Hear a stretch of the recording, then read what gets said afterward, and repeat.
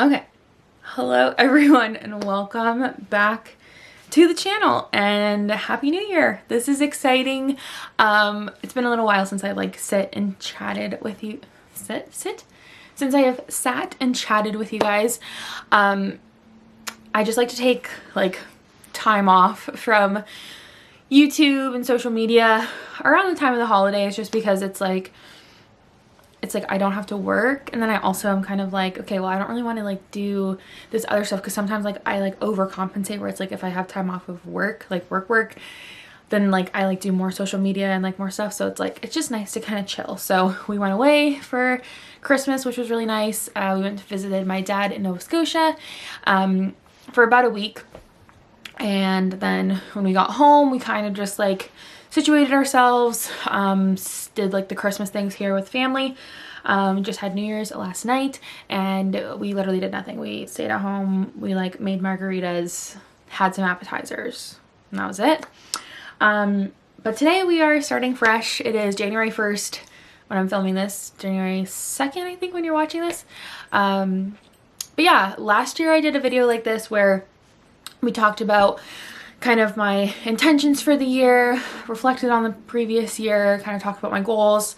And I kind of want to do the same thing today, just because I like having it to look back on. I was going to try and do last year every 3 months, I would do a check-in. And I did it at the first 3-month mark, but then I missed the remainder. So it didn't really work out. But overall, I think I did well on my goals. For my school goals and career goals, I met all the goals I wanted to meet, which was amazing. I passed my board exam, I got a job, I signed a contract, graduated with honors. It was good, really good.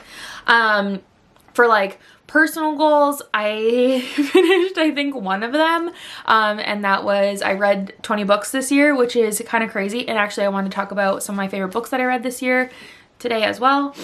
That was it on my thing. I wanted to become the healthiest version of myself that I could possibly be, and I'll get into that for this year's goals. But I think that I got onto the right track of that. I don't think that's something that can just be one and done in 1 year. I think it's something that's gonna take a couple years to kind of get into the swing of it and really feel you're moving in that right direction. But anyways,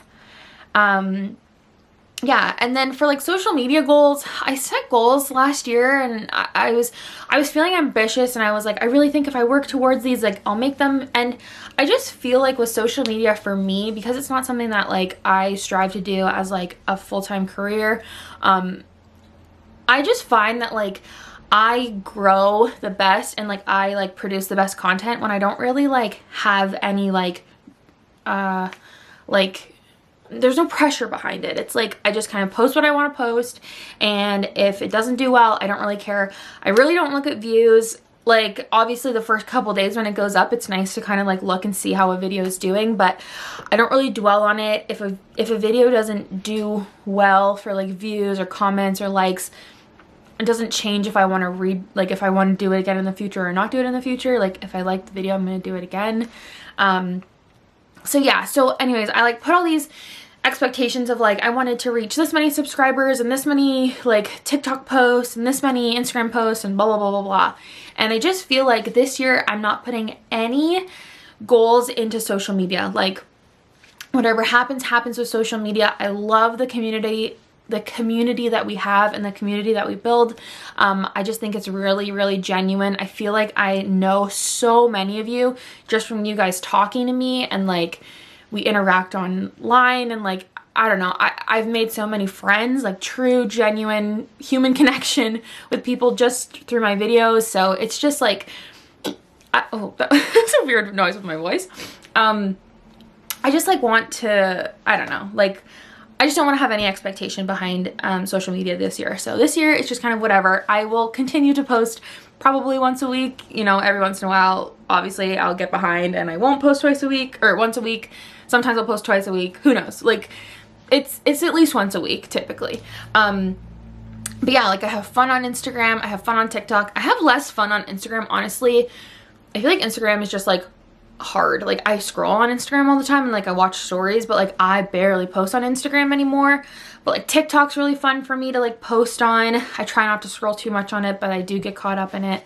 But yeah, it's just like fun. It's just like a fun thing to do. So anyways, that's my big spiel. That's like looking back on the year. I did not do 100 Peloton rides. That was one of my goals and I did not do it, but it's something I'm bringing into this year and I really hope that I can achieve it this year. But yeah, first thing I want to show is my 2023 vision board. I showed this last year, well, my 2022 vision board, but this is my vision board this year. I think it is a step up from last year. Last year was my first ever time doing like a physical vision board.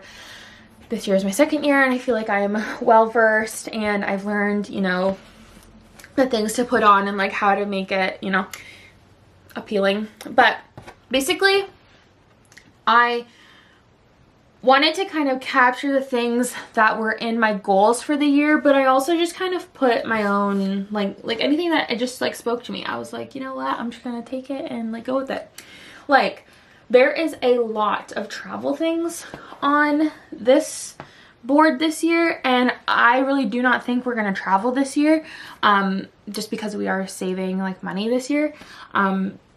So like who knows, like I just have them on here just for fun, you know, so whatever. We have like, I think the main thing is just like self-identity, self-compassion. That's my word of the year, is self-compassion, if you can see it on the board there, self-compassion. And just at the end of this year with my therapist, we were talking about self-compassion and it's something that I really need to work on. It's probably like my deepest demon that I do not have. I do not have compassion for myself. I have compassion for everybody else in my life, any random person on the street, but I do not have it for myself, which is like honestly really sad. And it's something that like I've come to terms with that I don't have, and it's something that I really do need to work on so that I can reach this like overall like well-being, wellness. Still want to incorporate healthy living, healthy eating, drinking lots more water, get your together. I'm manifesting money this year, money coming in. I want to become more financially savvy. Again, it'll get into it in the goals. Little hobbies, books, crochet. I have a lot of little crochet kind of things on there. I've gotten into crocheting the last like month or so. So yeah, it's kind of just like a general idea of what I want the year to be, but it's just like something fun to look at, and yeah, I'm happy with it. All right, so getting into my goals. So I've actually written these all out on my iPad, but they're also in my bullet journal, which is what I'm actually using this year to kind of document my year. Last year I used an Erin Condren life planner and I loved it. I love doing the sticker planning, but about halfway through the year when I stopped having like a sporadic schedule, like now that I just work like a typical like Monday to Friday, 7:30 to 3:30, I didn't really need to write in my work hours. I didn't really need to write in like stuff like that because it's like I just always had like the same schedule, and then anytime I had like appointments or like things that had to be done, I just put them in my phone on my Google Calendar. So this year what I'm doing is Google Calendar is just like, it's my end all be all for the last like 3-4 years, and I just think it works really well. It's easy, it's on my phone. I just quickly pull it up, put whatever I need to put in there, and it's good. And then I'm actually doing like a bullet journal. I'm very roughly calling it a bullet journal because I'm definitely not following the bullet journal system. It's basically just in a dotted grid notebook, and I'm just gonna journal, and I want to try and journal every day of this year. I love adding pictures to my journal. I love like, you know, doing little doodles. If I don't write anything one day, if it's just pictures, if I only write something, like putting lists down, like anything like that, like I just want to get in the habit of like writing out my feelings, writing out my emotions, because it's something that I feel like I'm very in tune with my emotions to a degree. Like I always thought I was very like intuitive and like a very emotional person. Like I accepted my emotions. I worked well with them.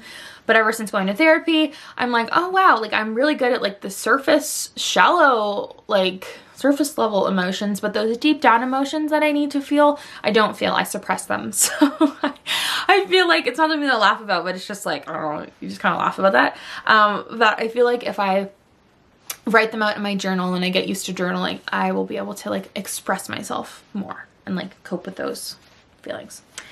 But anyways, okay, getting into my goals of 2023. I don't have a whole lot of these actually, but just, you know, for now. So I have on the top of my list become the healthiest version of myself that I can be. Again, like I said, last year I had this on my, list, or my goals list, but I didn't really have like methods to like how I was going to reach that. So I have like goals within goals, you know what I mean? So it's like be the healthiest version of me. And then in that, I would like to achieve these things. So, I have complete 100 rides on the Peloton. I would really like to do this year. I really think it's very, very achievable because I really, really want to try and move my body at least once a day.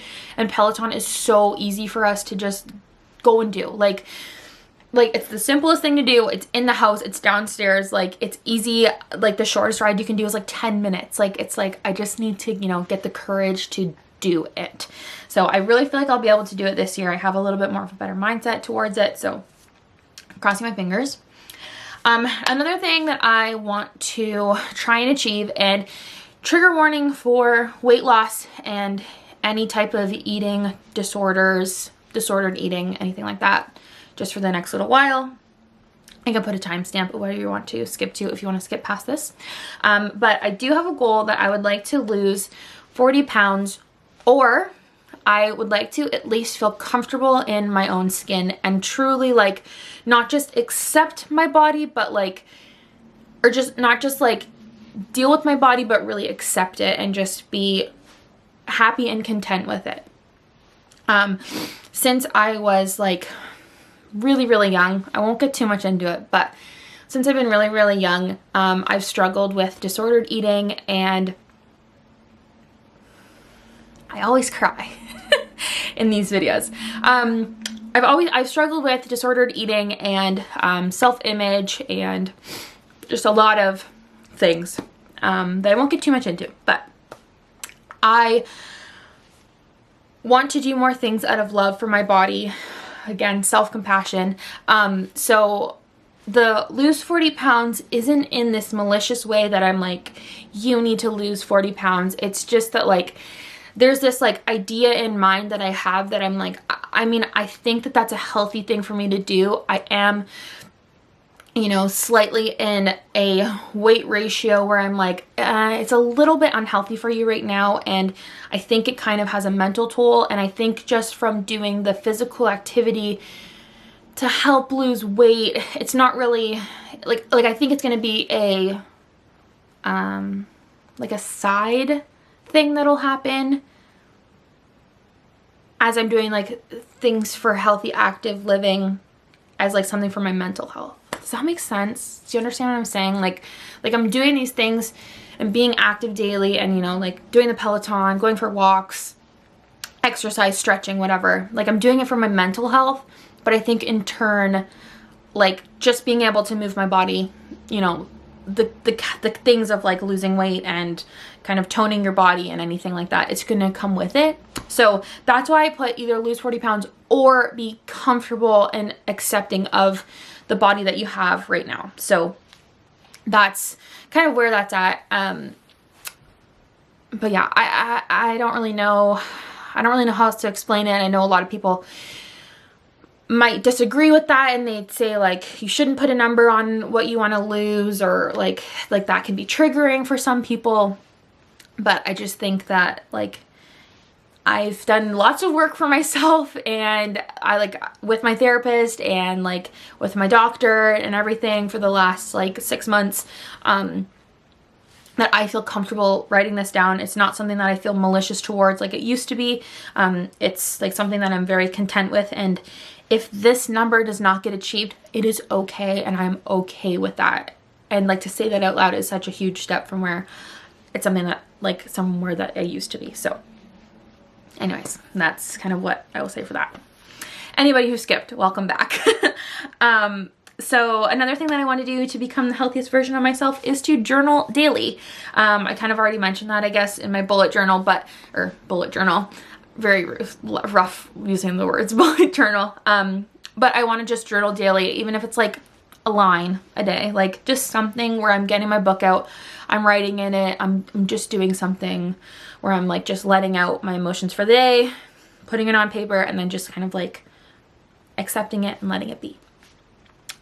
And then another thing that I want to do is learn more about hormonal health. So at the beginning of last year, like I think it was around February, I stopped taking birth control, not for any family planning at all, but I just feel like it just started to not do what it was like required, like, you know, like it's supposed to like regulate your period and have you on a cycle, and it just wasn't. Like it would be like I would stop taking my pill where I was supposed to, and it would be like a week or 2 weeks later is when I would get my period, when I had already started my next round of pills. So it was just like, it just like wasn't really working for me. And like I'd switched birth control I think 3 times, and every time it would be like I'd be on one and then the same thing would happen, and then it'd be like, okay, well, time to switch, and then I'd switch to another one, and then it's just like I'm like, I just don't know if this is like a great thing for me to do.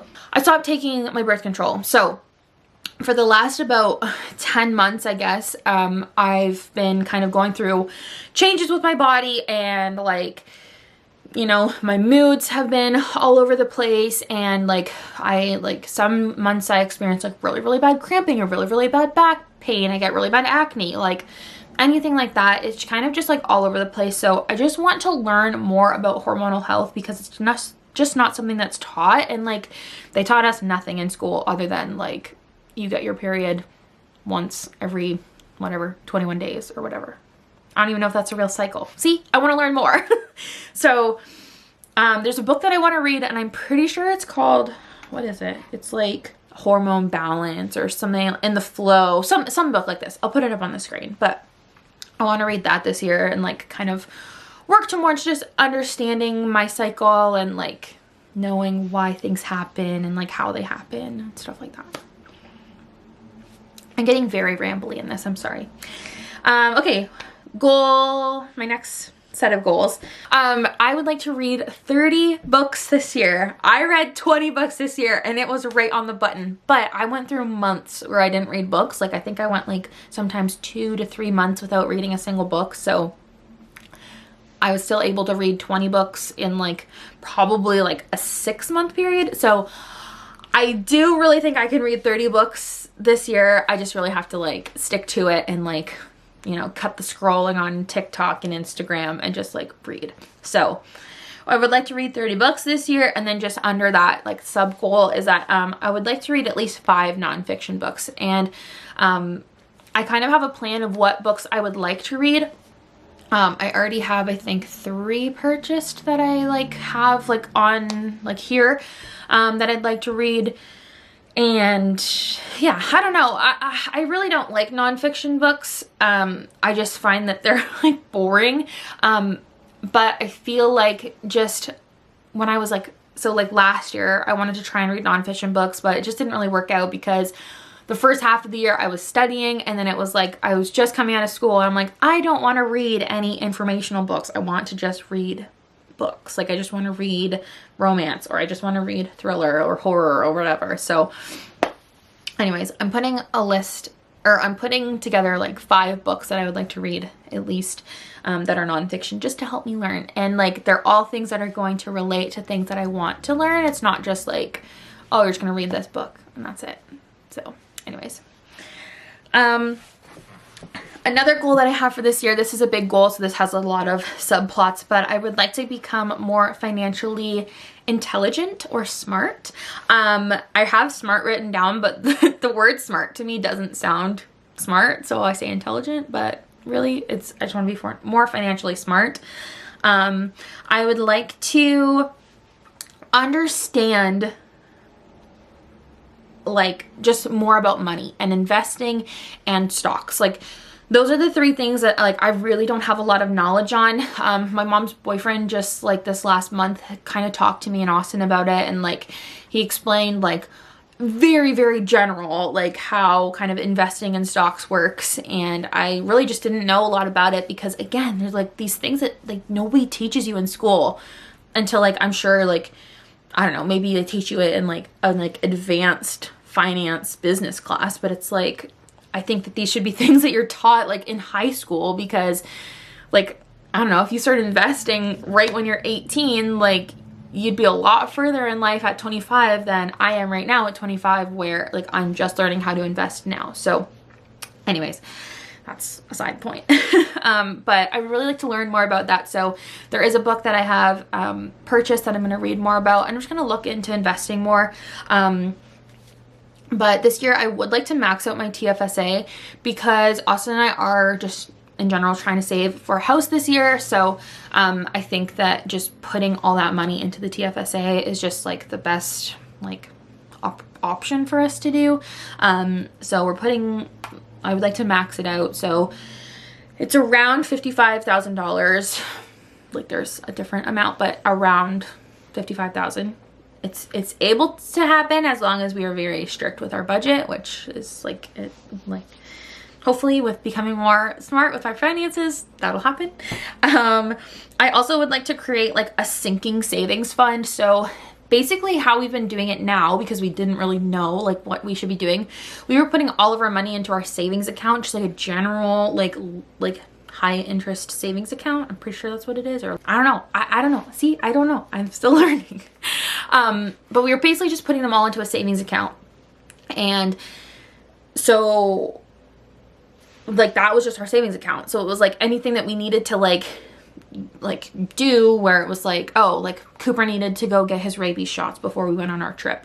So it was like if we didn't have the money in our checking account, which like we did, but if we didn't have the money in our checking account, we would have been taking out of the savings account. But it's like that savings account was also like our house savings account, or like our Disney trip savings account, like when it was like a Disney trip savings account. So anyways, now that money has been moved into the TFSA, that savings account is essentially empty, because we're only really saving for one thing right now, which is our house.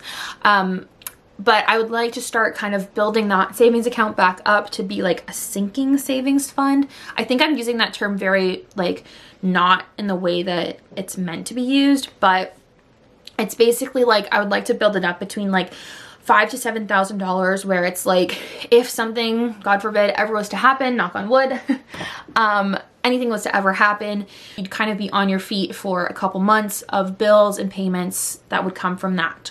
Or in turn, if like, you know, something was to happen to Cooper, if we kind of were given like an opportunity where it was like, oh, like let's go away for a weekend with friends or something, and it's like, oh, we'd love to do that, we have money in a savings account that is for just being able to use. So it's like if we used it, we'll replenish it, but I'd like to just like kind of build it up first.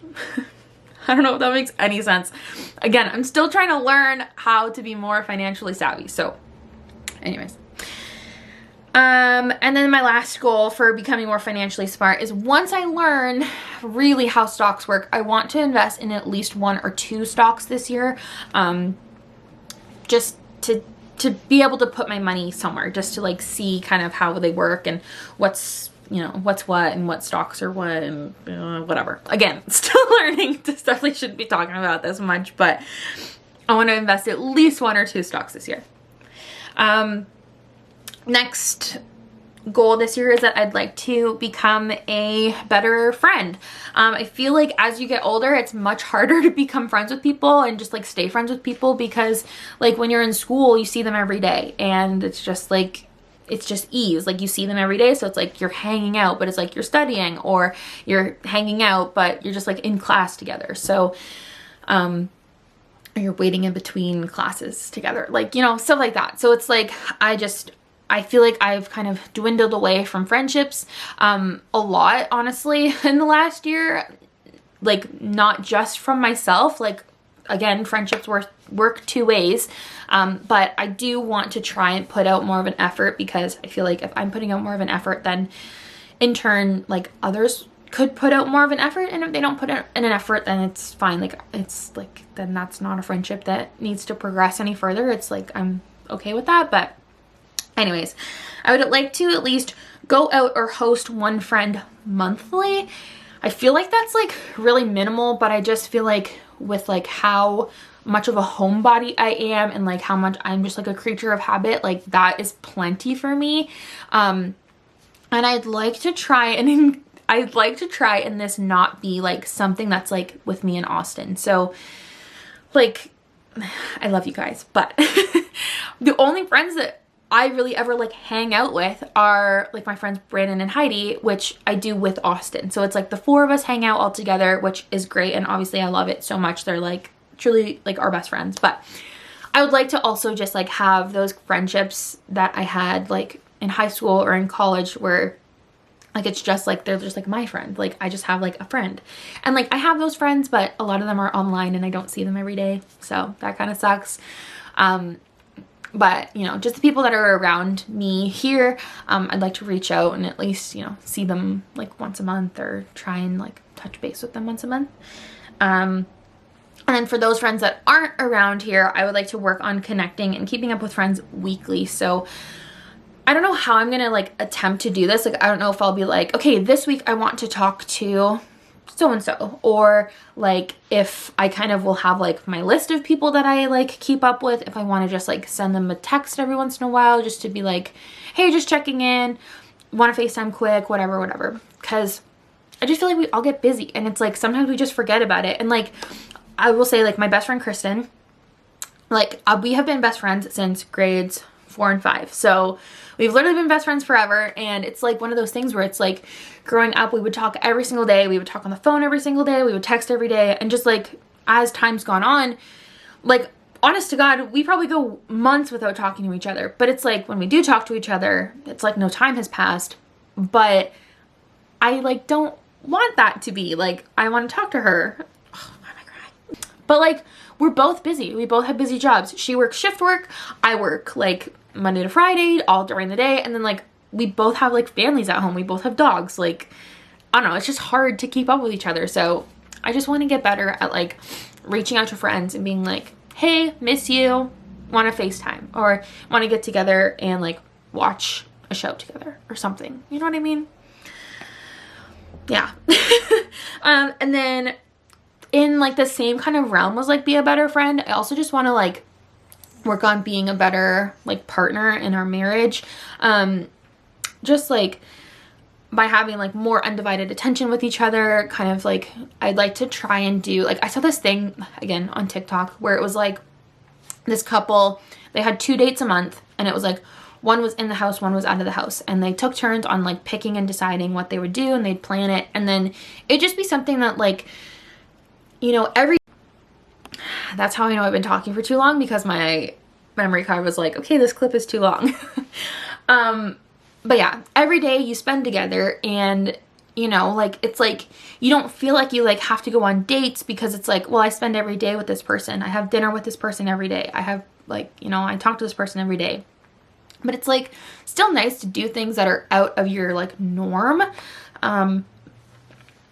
So I'd like to try and like incorporate that into like our relationship somehow. And especially now this year, because we're going to be trying to save a lot more money, I feel like we're not going to go and do as many things as we like typically do. Like we like, I don't know, we're people that like, we like to go to the movies, or like we like to like go for like dinner. And it's not like it's like anywhere fancy all the time, but it's like sometimes it's like a sit down meal and sometimes it's just like we just like go to Wendy's and we like get food and we eat it in the car together. And like we do that fairly often. So it's like I feel like with us saving money this year, we're going to do that a lot less. So I feel like us incorporating these like dates into our like, you know, routine will just help us like build our marriage stronger. I don't know if that makes sense, but anyways, that's just something else that I wanted to incorporate this year. So with that, those are my goals for the year. Oh my gosh, those are so rambly. I'm so sorry. There's not a lot of goals this year, but I feel like they're very big goals that take a lot of work. So that's why I'm kind of trying to keep them, you know, not too many, but enough. So yeah, that's the goals.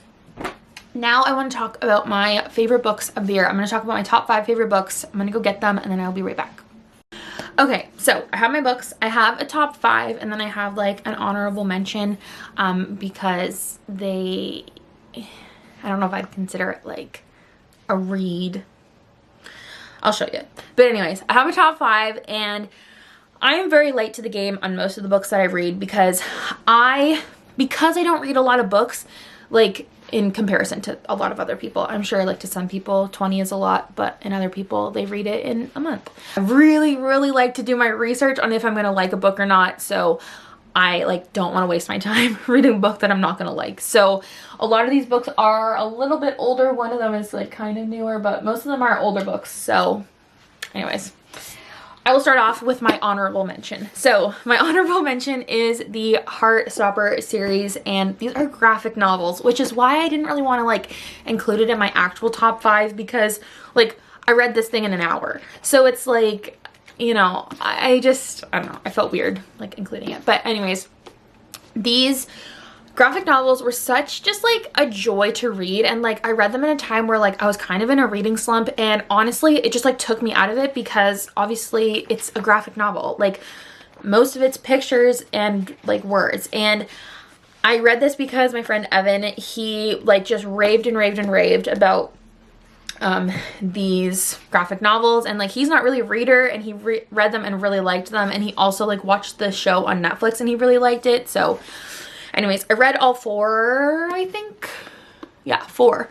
I read all 4 of them this year, and I just really loved them. And you know, if you've never read a graphic novel before and you haven't read, well, obviously if you haven't read a graphic novel, you haven't read these, but if you haven't read a graphic novel before, I think these ones are really good to get into because they just talk about a lot of different like things, and like falling in love for the first time, and like just like other little like things that you experience like when you're in high school. So I don't know, I really liked these books. I rated them all, I think, between 4 and 5 stars. So loved these. All right, so coming in at number 5, this is actually my most recent read of this year, and it is A Good Girl's Guide to Murder by Holly Jackson. This was so good, and I knew it was going to be good, but like it just took me a while to like read it, but I like to pick it up to read it. But once I read it in 2 days, and I freaking loved it. Yeah, basically it's about this girl, and she's doing her senior project on this like murder mystery that happened in her town that she just doesn't agree with. Basically, she like isn't happy with how the case was closed, and she wants to investigate and like figure out what actually happened, if it is what they said that it was, or if it's something different. And I just really liked this book. I thought it was really easy to read because it's a young adult. It's just like kind of nice. Like I feel like young adult books are so underrated as like people who are in like their mid to late 20s. Like you're just like, oh, that's too young for me. But like I was like fully invested in this book, and like I fully understood her feelings, and I was like, girl, you're valid.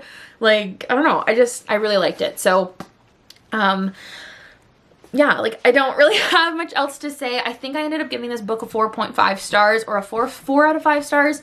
And the only reason was that I just found like during it, I kept thinking, oh, this is just like Pretty Little Liars. Oh, this is just like Pretty Little Liars.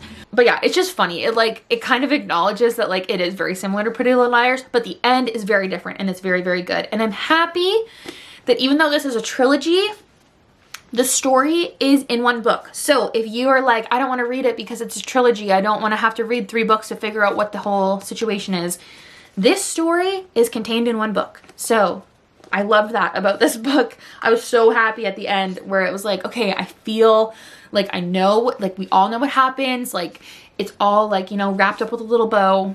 Loved it. Really good book. All right, my number 4 for the year is The Silent Patient by Alex Michaelides.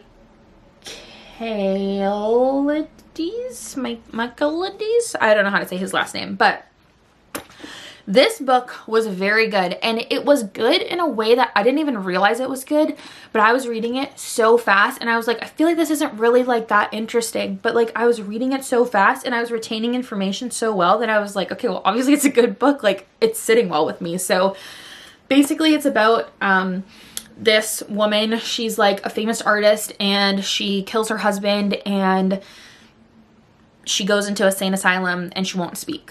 So it's then about this psychiatrist. Is he a psychiatrist or a therapist? Psychotherapist.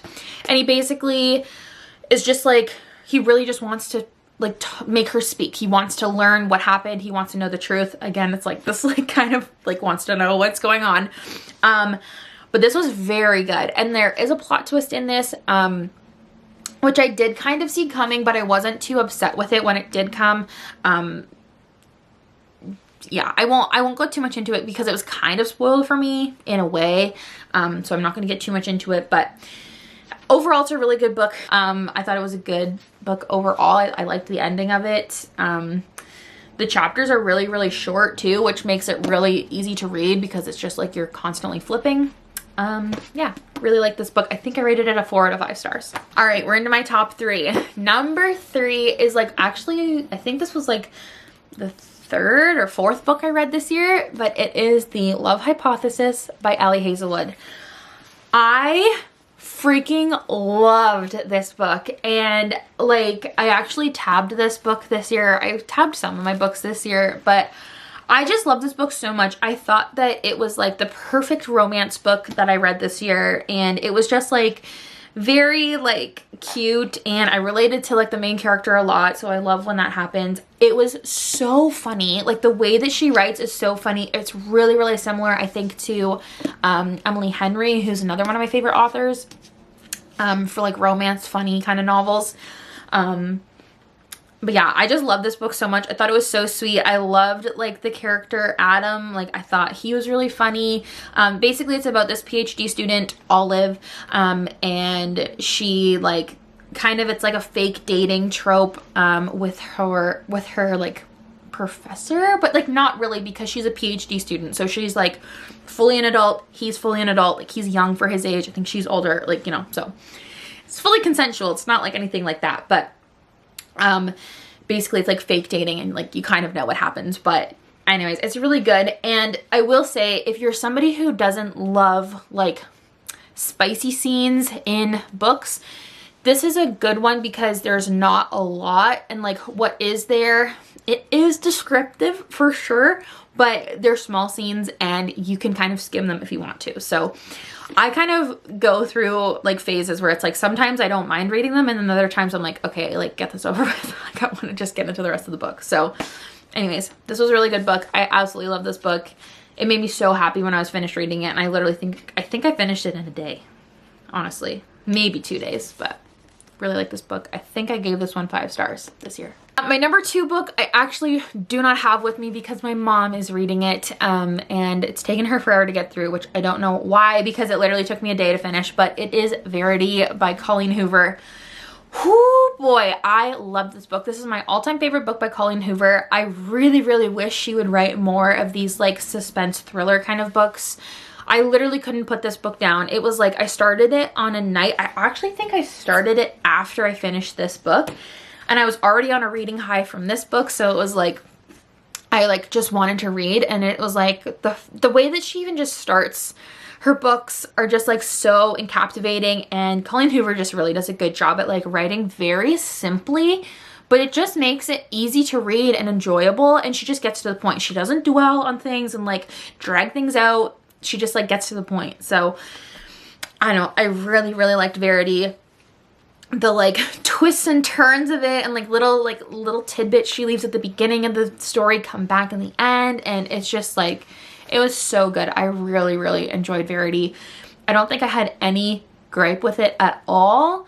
Yeah, I really liked it. All right, my number 1 book for this year. I wish, I'm gonna do a little spiel here. If I could read any book every year, like every year I would forget it, and then the next year I could read it again for the first time over and over and over, it would be this book.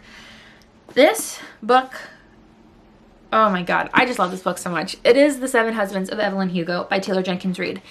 And I will say, the first book I ever read by Taylor Jenkins Reid was Malibu Rising, and I hated it. I hated that book so much. I thought it was so boring. People were like, oh, towards the end it's like a page turner, but I was like, I don't care. I don't care about any of these characters. I hated it. I thought it was so boring. This book.